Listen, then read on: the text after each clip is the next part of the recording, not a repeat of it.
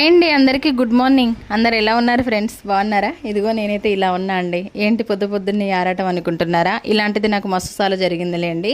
అయితే నిన్న ఒక కస్టమరు మన దగ్గర శారీ నచ్చింది, ఈ శారీ నేను తీసుకుంటే కన్నా అర్జెంటుగా బ్లౌజ్ కుట్టిస్తావా అనింది. సరేలే 2 గిరాకీలు ఎందుకు పోట్టుకోవాలి, కొంచెం రిస్క్ అయితే అయిందని తీసుకున్నా. నైట్ 12:30 అయిపోయింది బ్లౌజ్ కుట్టి హిమ్మింగ్ చేసేసరికి. ఓపిక లేక ఇక అట్లనే పడుకుండిపోయినా అండి. ఇంకా పొద్దున్నే వాళ్ళైతే వచ్చేసిర్రు. ఇంకా అందుకోసమని ఫాల్ వేసేది ఒకటి ఉంది. ఆల్రెడీ నేను వంట కూడా చేస్తున్నా, ఒక పక్క వంట పెట్టిన ఫాల్ అయితే వేసేస్తున్న శారీకి అయితే. ఇలాంటివి చాలాసార్లు జరిగినాయిలేండి నాకు. ఒక పక్క వంట చేసుకుంటూ ఇంకో పక్క ఫాల్స్ చేయడమో హెమ్మింగ్ చేయడమో మస్తు సార్లు. నాకే కాదు, ఏ టైలర్కైనా ఇలాంటివి జరుగుతూనే ఉంటాయిలేండి. ఇంకైతే ఈరోజు పొద్దున్నే ప్రోగ్రామ్ ఇదనమాట. మీరందరూ టీలు కాఫీలు టిఫిన్లు చేసిరా ఫ్రెండ్స్? నేనైతే ఇంతవరకు ఇంకా ఏది లేదండి.